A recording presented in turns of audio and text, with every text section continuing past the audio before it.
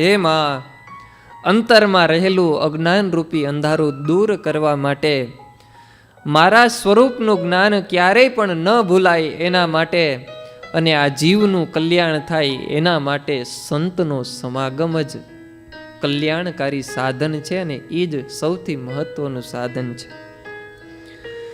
જ્યાં સુધી જીવ સાચા સંતનો સમાગમ કરતો નથી, ત્યાં સુધી એના અંતરમાં રહેલું અંધારું દૂર થતું નથી, એને મારી ઓળખાણ થતી નથી, અને એનું કલ્યાણ પણ થતું નથી.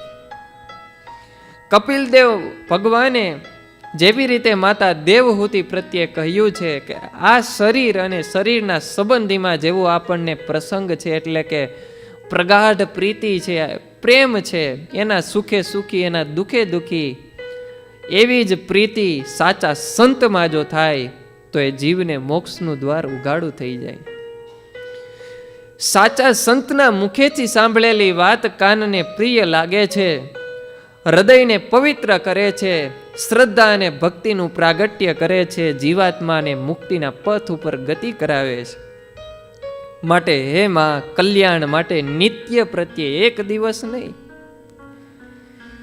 નિત્ય પ્રત્યે સાધુનો સમાગમ કરવો, એનો પ્રસંગ રાખવો, એ જ જીવને માટે કલ્યાણનું શ્રેષ્ઠમાં શ્રેષ્ઠ સાધન એ જ છે, સાધુનો સમાગમ કરવો. માતાએ પ્રશ્ન કર્યો કે હે પ્રભુ, હરેર મહાત્મ્ય બોધાદ્યા સ્વધર્માદ્યંગ સંયુતા ભક્તિ પ્રાપ્યાયતસ્તેષાં બ્રૂહી લક્ષાણિ મે સતા બ્રૂહી લક્ષ્માણિ મે સતા. હે પ્રભુ, તમે કહ્યું કે સંતોનો સમાગમ કરવાથી જીવનું કલ્યાણ થાય, તો એ સાધુને ઓળખવા કેમ? એ સાધુના કેવા લક્ષણ હોય? કારણ કે આજે ભારતની અંદર, આખી દુનિયાની અંદર 1 કરોડ જેટલા સાધુ છે. કેટલા? પ્રેમથી બોલો જય સ્વામિનારાયણ. કોનો સમાગમ કરવો? હું તો એમ જ કહું કે હું સાચો છું, મારો જ કરવો, એમ. બીજા કોઈનો કરવો તો પછી બીજા પાસે જાવ, એમ જ કહે કે તમારે મારો જ સમાગમ કરવાનો, તમારે બીજા કોઈ પાસે જવાનું? બધા એમ કહે છે કે તમારે મારો સમાગમ કરવો, બધા એમ કહે છે કે હું સાચો, અને ભક્તો મૂંઝાય છે કે આમાં કોણ સાચું ને કોણ ખોટું. એનો પ્રશ્નનો ઉત્તર મહારાજ જવાબ આપે છે. હે માં, સાધુ કપડાથી નથી, સાધુ લક્ષણથી છે. સાધુના લક્ષણ જો જે વ્યક્તિમાં હોય એવા સાધુનો સમાગમ કરવો. પણ કેટલા લક્ષણ કહ્યા? 75. પ્રેમથી બોલો જય સ્વામિનારાયણ. સંતની ઓળખાણ થાય છે એના લક્ષણોથી. દયાલવ ક્ષમાશીલા સર્વજીવૈતેચ્છવ તિતિક્ષવશ્ચાન સૂયાઃ શાંતાયનુદિતારય. દયાલવ ક્ષમાશીલા. દયાલવ, સંત દયાળુ હોય, સંત દયાળુ હોય. સંતનો સ્વભાવ છે એવો જનેતાની ગોદના જેવો. આપણે ગમે એટલા પાપ કર્યા હોય પણ એ સંતની નજરમાં ન હોય. એને કેમ સુધારવો, એને કેમ ધોવો, એટલે સાફ કરવો, એના કેમ પાપ દૂર થાય એમ કરો. કે તમે આવ્યા હોય તો ખખેરી નાખે પૈસા બધા અમારા, ઈ દયાળુ ન કહેવાય. આપણને દુઃખ થાય છે, ઈ આપણને કોઈ દુઃખ આપે ને ત્યારે દુઃખ થાય. પણ સંતનો સ્વભાવ એવો છે કે તમને દુઃખ થાય તો સંતને દુઃખ થાય. પર દુઃખ અસહિષ્ણુ, અન્યના દુઃખને જે સહન ન કરી શકે એ સંત છે.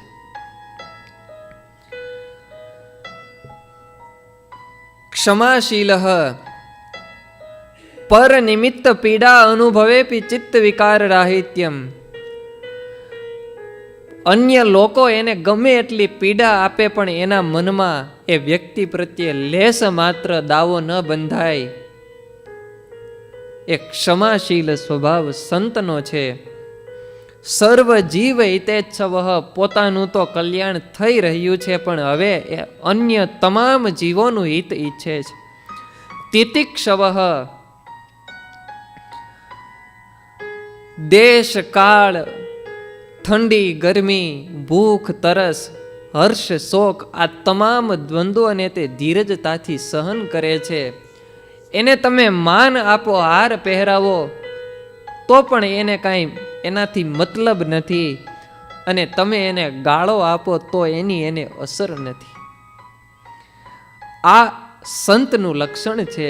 તિતિક્ષવ, બધું જ સહન કરે. અનસૂયા, અસૂયા નામ કિમ ગુણેશુ દોષારોપણમ, આપણાથી કોઈની પ્રગતિ સહન ન થાય એટલે એના ગુણ હોય તો આપણે એમાં દોષ કહીએ કે ભાઈ છે તો સારા, પણ હું એને બરાબર જાણું છું, એમાં આટલી આટલી ખામી છે. આને અસૂયા કહેવાય. શું કહેવાય? અસૂયા. ગુણમાં પણ દોષનું આરોપણ એને અસૂયા કહેવાય. અસૂયા નામનો દોષ ક્યારેય સંતમાં ન હોય. શાંત, એના ઇન્દ્રિય અંતઃકરણ એ શાંત હોય. આમ બજારમાં નીકળ્યા હોય તો ચારેય બાજુ જ્યાં મન ફાવે ત્યાં દ્રષ્ટિ નાખ્યા કરે ને બધું જોયા કરે, એવું ન હોય. શાંત હોય, એની ઇન્દ્રિયો બહુ શાંત હોય. અનુદિતારય, એના ગમે એટલા દુશ્મન હોય પણ એના માટે, એને પોતાના માટે કોઈ દુશ્મન હોય નહીં. અનિર્ષ્ય વસ્ત, એને કોઈની ઈર્ષ્યા ન હોય, એને કોઈની સાથે વેર ન હોય. એ તમામ જીવને માન આપે, એનામાં મત્સર ન હોય. કોઈક આપે કોઈક લે, અને વચ્ચે વચ્ચે જે બળે ને, બળતરા બીજાને થાય એને મત્સર કહેવાય. બહુ ઝીણું છે. આ આપે, આ ભાઈ લે, અને બળતરા મને થાય. અરે રે, આટલું બધું આપી દેવાય. પણ સંત મત્સર નામના દોષથી રહિત છે. યથોચિતમ માનદાશ્ચ, જેને જેવું સન્માન કરવું જોઈએ એવી રીતે એને માન આપે. પૈસા વાળા હોય તો એને એવી રીતે માન આપે. અન્ય કોઈ સારા ગુણો હોય તો એને એવી રીતે માન આપે. સારી કળા વાળા હોય તો. પ્રિય સત્ય ગિરસ તથા, મીઠી વાણી બોલે. જે વાણીથી સામે વાળો કાયપા વિના કપાઈ જાય એવી વાણી સંતની ન હોય. મીઠી વાણી બોલે પણ સાચી વાણી બોલે. ઘણાની વાણી મીઠી હોય પણ ઉતારવા માટે જોરાય. કઈ રીતે આને પાડી દઈએ. પેલા કન્સલ્ટન્સી કરવા આવે ને, શેના માટે આવે? શેના માટે આવે? કન્વિન્સ કરવા માટે કે તમે અમારી પ્રોડક્ટને, તો વાણી તો મીઠી છે પણ પ્રોડક્ટ ગમે એવી હોય પણ ચડાવીને સાચી વાણી તો સાચી પણ હોય અને મીઠી પણ હોય એવી વાણી બોલે. આપણે એવું કહીએ કે સત્ય હંમેશા કડવું હોય, પણ સત્યને હોય તો કડવું જ પણ મીઠી રીતે કહેતા એને આવડતું હોય. તો પ્રિય સત્ય ગિરસ તથા, સાચી વાતને પણ મીઠી આપણને સાંભળવી ગમે એ રીતે કહેતા હોય. જીત કામ, એને કામના ઉપર રાજ કરી લીધું હોય. કામના ઉપર રાજ કરી લીધું હોય. जिसे कछु न चाहिए वो साहन का साह, चाह गई चिंता मिटी मनवा बेपरवाह, जिसे कछु न चाहिए वो साहन का साह.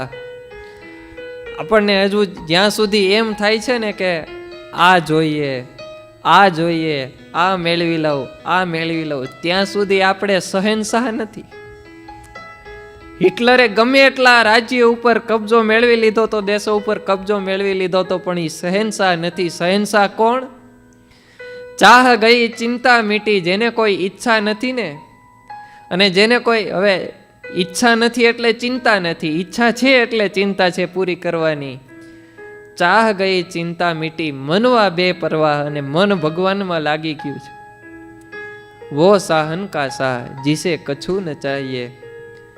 તો જીત કામ એને એક પણ ઈચ્છા નથી ભગવાન સિવાય.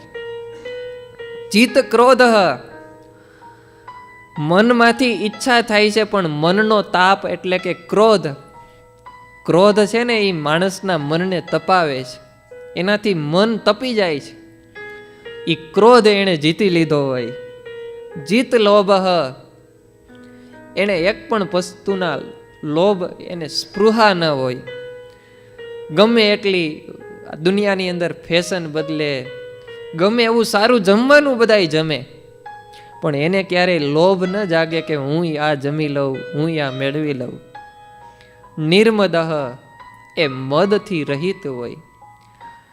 સારા આટલા બધા સારા ગુણો હોય, સારા ગુણ હોય એટલે સારું ખેતર હોય, સારો પાક આવ્યો હોય તો સાથે સાથે શું આવે? ઘાસ આવે. આ મદ છે ને, મદ, સંપત્તિનો મદ, ગુણોનો મદ. સંપત્તિ તો નાશ પામી જાય, પણ ગુણોનો મદ છે ને એ નાશ પામવો બહુ કઠણ. પણ સંત મદથી રહિત હોય.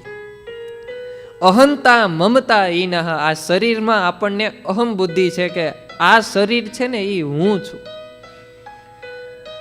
આ શરીર કોણ છે? હું છું. બધાને, આપણને બધાને આ સભામાં આપણે બધા બેઠા છીએ, બધાને એવી પ્રતીતિ છે કે હું, આ શરીર છે એ હું છું. તો અહમ છે આ શરીરમાં આપણને કે આ શરીર એ હું છું, પણ એ અહમથી રહિત હોય. એટલે ભગવાનની આજ્ઞા ક્યારેય લોપે નહીં.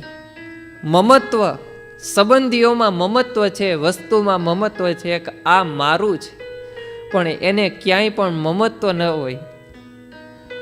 અને એટલે જ સંતો એમ આજ્ઞા કરે કે તમારે અહીંયા રહેવાનું, જેમ કયો એમ. તમારે આ જગ્યાએ રહેવાનું, જેમ કયો. જેમ કોમ, બીકોમ પછી આવે જેમ કોમ. અને કદાચ બીકોમ ન કરીએ પણ ચાલે, પણ જેમ કોમ તો આપણે બધાએ, તમને પ્રેક્ટિસ તો થઈ ગઈ હોય પણ તોય જેમ કોમ. તો મમત્વથી રહિત. સ્વધર્મ દ્રઢ વર્તના, પોતાના જે ધર્મો છે શાસ્ત્રમાં જે કીધા છે એને દ્રઢ રીતે પાળતા હોય, ક્યારેય લોપ ન કરતા હોય.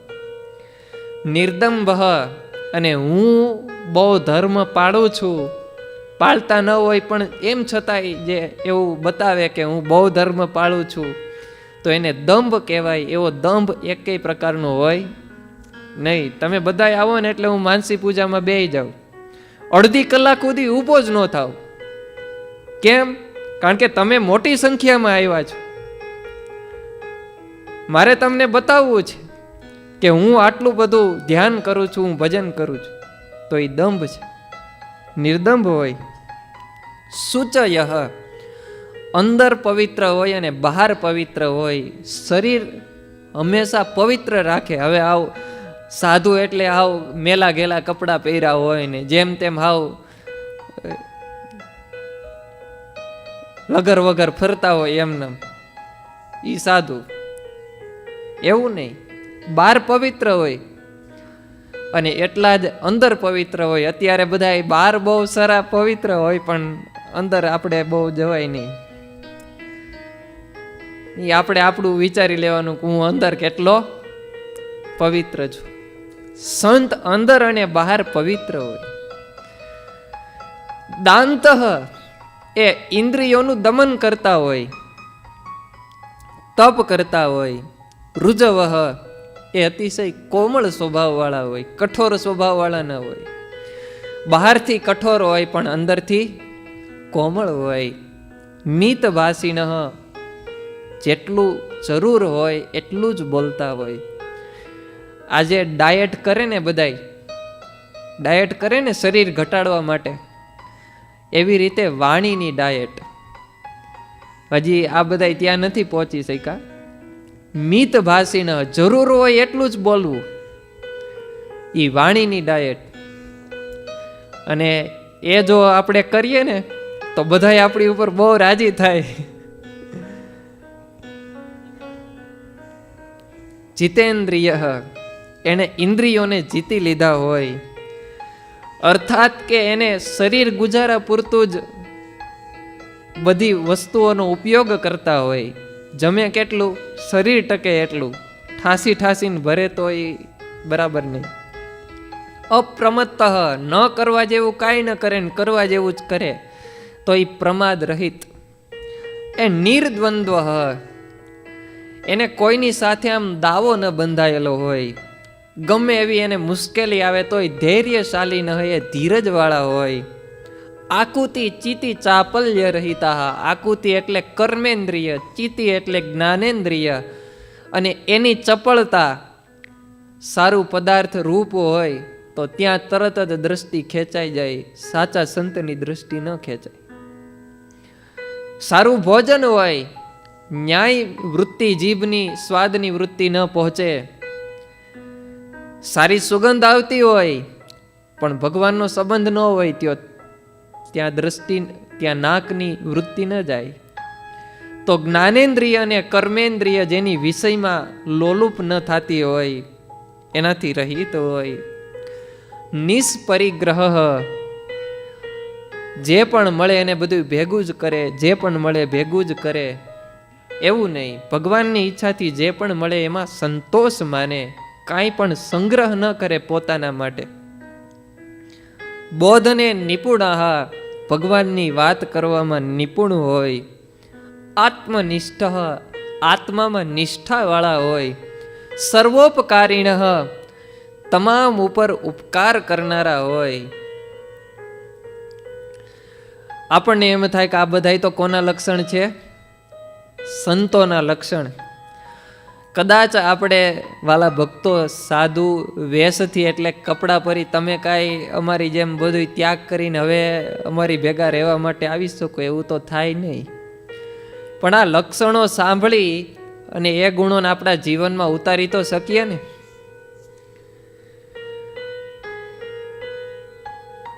નિર્ભયા,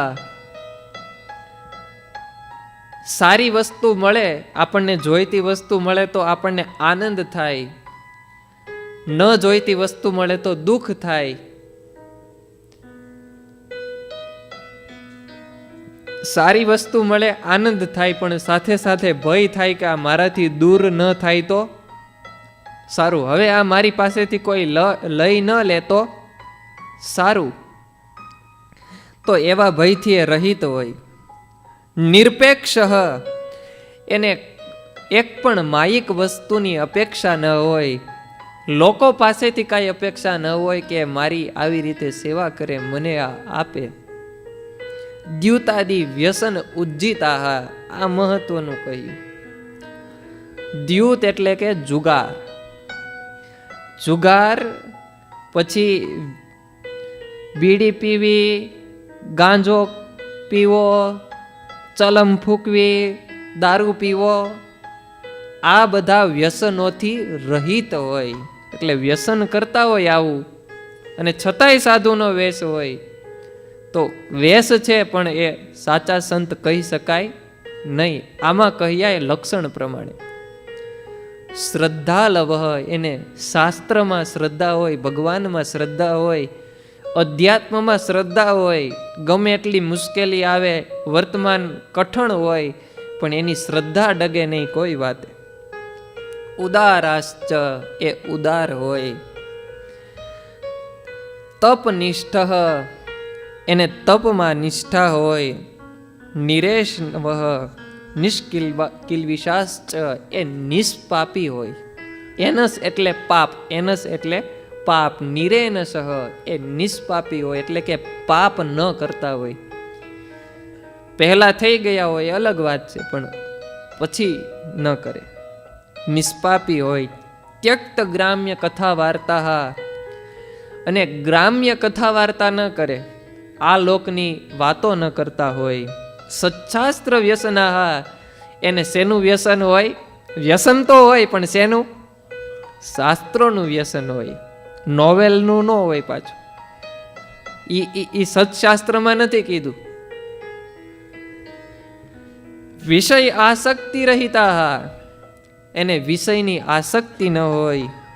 આસ્તિક હોય, વિવેકી ન હોય, એને સાચું આ ખોટું એનું વિવેક હોય.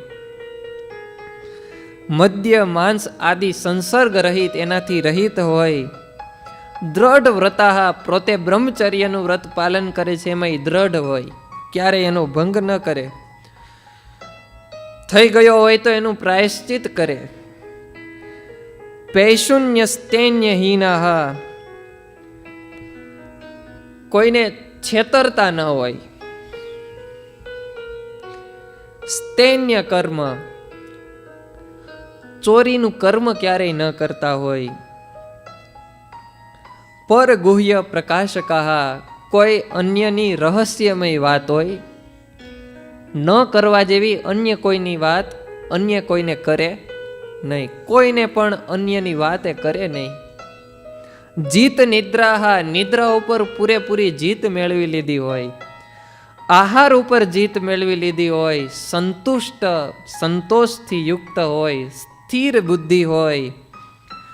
અહિંસા વાળા હોય. એને એક પણ પ્રકારની તૃષ્ણા ન હોય. સુખ અને દુઃખ એને મન સમાન હોય. ન કરવાનું કરવામાં શરમાતા હોય. સ્વશ્લાઘા, પોતાના મુખે પોતાના વખાણ ન કરે. મેં મેરા મહાત્મ્ય ગાતા હું, એવું ન હોય. પોતાના વખાણ પોતાના મુખે ન કરે, કરાવે પણ નહીં. નહીતર ઘણા પોતે ન કરતા હોય પણ અન્ય પાસે કરાવે કે તમે થોડોક મારો આટલો મહિમા કહેજો, કે આ ડબલ શાસ્ત્રી છે. આ બધા ત્યાંથી જ શરૂઆત કરે. બોલો,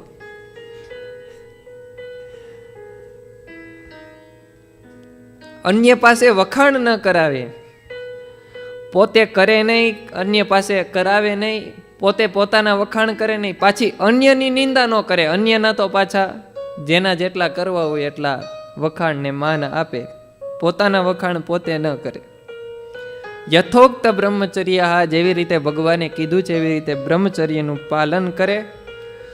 યમેશ્ચ નિયમેશ્ચ યુતા, યમ એટલે અહિંસા, અસ્તેય, પછી સત્ય, અહિંસા, અસ્તેય, અપરિગ્રહ અને અપૈશુન્ય એટલે કે ચોરી. એ આ પાંચ વસ્તુઓ બ્રહ્મચર્ય, આ પાંચ જે યમ છે એનું વ્યવસ્થિત રીતે પાલન કરતા હોય. અને પાંચ પ્રકારના નિયમ, યમ પછી આવે નિયમ. શૌચ એટલે કે પવિત્રતા, સ્વાધ્યાય, તપ, ઇન્દ્રિય નિગ્રહ. અને આ પાંચ જે છે એવા નિયમથી એ યુક્ત હોય. જીતાસન, એ એક આસન ઉપર ગમે એટલો સમય બેસવું હોય તો બેસી શકે, હલે નહીં વારે વારે. નહીતર આપણે સ્થિર બેસી ન શકીએ, અને એ સ્થિર બેઠા હોય તો પછી હલે નહીં. જીતાસન. જીત પ્રાણ, એણે પોતાના શ્વાસ ઉપર પણ સંયમ મેળવી લીધો હોય. શ્રી કૃષ્ણાંગ્રી દ્રઢાશ્રયા, ભગવાન શ્રી કૃષ્ણ પરમાત્માનો એને ભગવાનનો એને દ્રઢ આશ્રય હોય. કૃષ્ણ ભક્તિ પરાહા, ભગવાનની ભક્તિ પરાયણ એનું જીવન હોય. નિત્યમ કૃષ્ણાર્થ સકલા ક્રિયા, એની બધી જ ક્રિયા પોતાના માટે નહીં, કોના માટે હોય? કૃષ્ણાર્થ સકલા ક્રિયા, ભગવાન માટે જ એની બધી જ ક્રિયાઓ હોય. બોલતા હોય કોના માટે? ચાલે શેના માટે? જીવે શેના માટે? ભગવાન માટે. અવતાર ચરિત્રાણી કૃષ્ણસ્ય અનુદિનમ મુદા શૃણવંત, ભગવાનની કથા માત્ર કોઈને કહેતા હોય એમ નહીં, પોતે સાંભળતા હોય. કીર્તયંતસ, અને પાછી એની કીર્તિનું ગાન કરતા હોય, કીર્તન કરતા હોય, ભગવાનનું ધ્યાન કરતા હોય. અયાત ભગવત ભક્તિ વર્જિત ક્ષણ માત્ર કાહા, ભગવાનની ભક્તિ વિના એક પણ ક્ષણ એ વ્યર્થ જવા ન દેતા હોય. એવમ લક્ષણ સંપન્ના જ્ઞેયા સંતસ્ત્વયા નગે, આ 75 લક્ષણ કહ્યા એનાથી હે યુક્ત, એનાથી યુક્ત જે હોય એને હે માતા તમે સાચા સંત જાણો, અને એવા સાચા સંતનો સમાગમ છે એ જ જીવનું કલ્યાણ કરનારો છે. અને આવી રીતે મહારાજ ભક્તિ માતાને નારાયણ ગીતાનું શ્રવણ કરાવી રહ્યા છે. હજુ પણ એમાં ધર્મ, જ્ઞાન, વૈરાગ્ય, ભક્તિ આદિ લક્ષણોનું વિવરણ બાકી છે. ખૂબ સરસ છે. આમાં તમને આનંદ આવ્યો ને કે એમ થઈ ગયું હવે હુઈ જાય? તો ભાઈ મૂળ શાસ્ત્રની કથાના આધારે આપણે થોડુંક ચાલ્યા, એકેય લક્ષણ આપણે બાકી રાખ્યું નથી. વિવરણ કરવું હોય તો 1 મહિનો ઓછો પડે, કારણ કે એના દ્રષ્ટાંતો લઈએ, એના ચરિત્રો કહીએ કે જો સાધુના લક્ષણ કીધા એ આપણા આ સંતની અંદર હતા એમ. પણ આવા 64 લક્ષણથી 75 લક્ષણથી યુક્ત હોય એને ભક્તિ માતાને મહારાજે કહ્યું કે સાચા સંત છે.